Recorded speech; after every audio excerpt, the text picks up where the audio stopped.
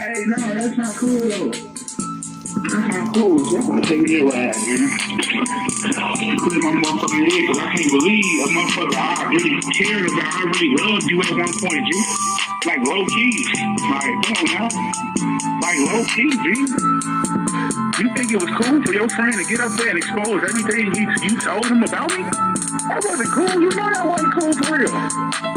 That wasn't what's up. That wasn't what's up. That shit triggered the fuck out of me because that was wacky. You know it was wacky. Fuck my kid. You know that shit was wacky. Let me take me a drive, G. This shit getting out of hand, G. This shit getting out of hand to fight somebody else fight. Especially about people we talked about their commentary and their style of how they do people. You laying me out. You feeding me to the wolves for what?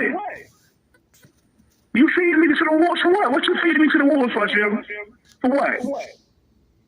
For what? Cause you a bitch.